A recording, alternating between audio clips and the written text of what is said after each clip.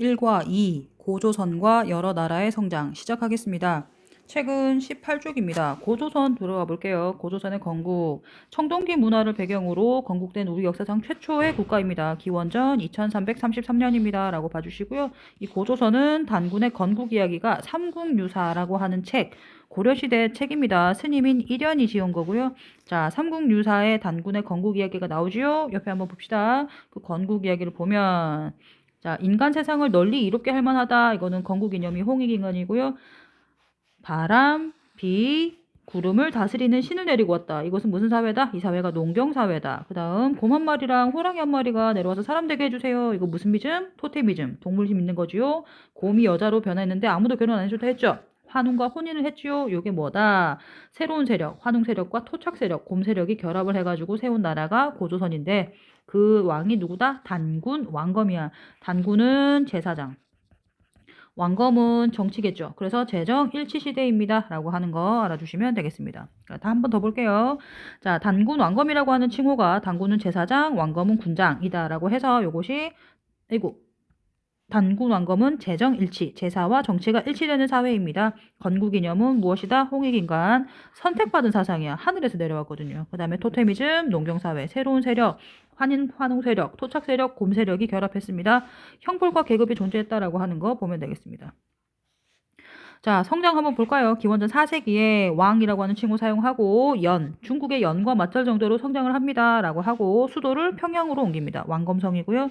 위만이라고 하는 애가 들어와 중국에서요. 중국의 진한 교체기에 이주하였던 중국 사람인데요. 위만이 고조선으로 망명했다가 그 당시에 고조선의 왕이었던 준왕을 몰아내고 왕위를 차지합니다. 194년에요.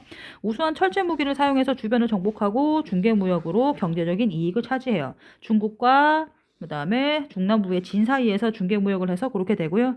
쇠퇴합니다. 한나라 무제입니다. 작년에 배웠죠? 한무제가 침략해서 지배층의 내분, 그래서 왕검성이 함락돼서 멸망합니다. 기원전 108년 되겠고요. 그래서 그 이후에는 고조선 땅에 한나라가 지배하는데요.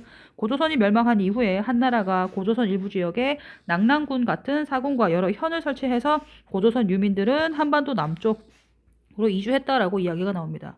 고조선의 모습 한번 볼게요. 고조선에는요, 왕 밑에 요런 관직을 두어서 관료제가 있었다.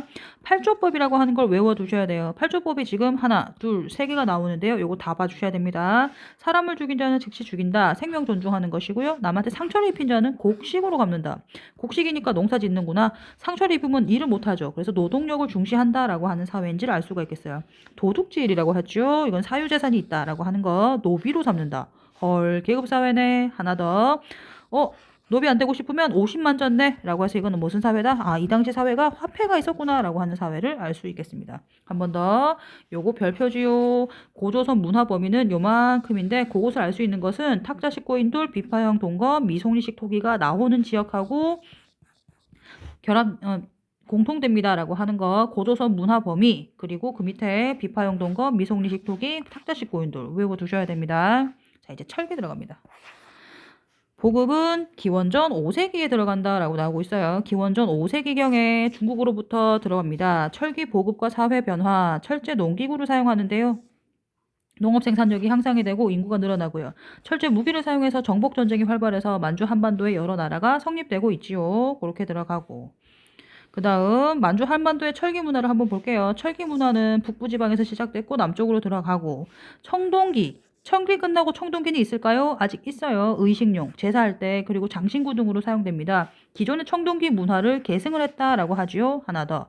독자적인 청동기 문화야. 중국 걸 따라하는 것이 아니라 우리나라의 거. 세형 동검, 간을 세자예요. 가는 동검. 그 다음에 거푸집. 거푸집은 청동기를 찍어내는 것이고요. 잔무늬 거울. 무늬가 잔잔하게 있다 이 말입니다. 무덤 양식은 널, 무덤, 독, 무덤 이렇게 되고요.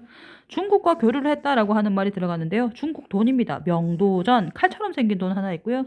다호리라고 하는 유적에서 붓이 나왔대. 아, 그러면 글자를 썼구나. 라고 하는 것을 알 수가 있겠죠. 그럼 글자가 한자였을 거니까. 그렇게 중국과 교류를 했다라고 하는 거 봐주시면 되겠고요. 철기시대에 여러 나라 들어가지요. 철기시대 여러 나라는요. 우선 요거 나라 위치 외워두셔야 됩니다. 부여, 고구려, 옥저, 동해, 삼한 요렇게 들어가는 거 철기 문화를 바탕으로 나타납니다. 여러 나라 철기 한 번 더 부여 들어갑니다.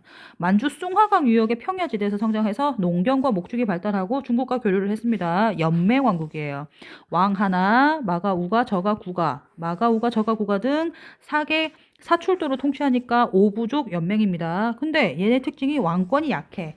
그래서 여러 가가 왕을 선출하고 흉년이 들면 왕한테 책임을 묻기도 했습니다. 라고 하는 거. 사회는 순장. 같이 묻는 거 요거 외우셔야 되겠죠. 하늘에 제사 지내는 겁니다. 영고 12월에 했고요. 법률이 엄격해요. 사람 죽인 자는 사형을 시키고요. 한 배, 도둑질 한 바는 물건의 12배를 배상하게 합니다. 쇠퇴입니다. 고구려에 흡수되었다라고 하는 거. 그래서 광개토 대왕 때 고구려에 흡수됩니다. 고구려 들어가 볼까요? 고구려는 주몽이 부여 이주민 세력을 이끌고 압록강 유역의 토착 집단과 결합하여서 건국했습니다. 기원전 37년이고요.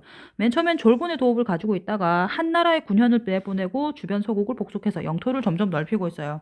얘는 오부족 연맹왕국입니다. 요것은 부여랑 같죠. 부여랑 같다는 거 왕 아래 여러 가지의 관직을 두었고요. 오부의 대가들이 국가를 운영하고 무슨 회의? 제가회의. 얘는 귀족회의입니다. 귀족회의는 나중에 한번 더 나오니까 귀족회의는 제가회의다라고 하는 거. 그래서 고구려는 땅이 척박한 산간지대라서 농사가 안 돼. 그러니까 전쟁을 통해서 옆 나라에서 삥 뜯어야 되겠죠? 그래서 무예를 종상합니다.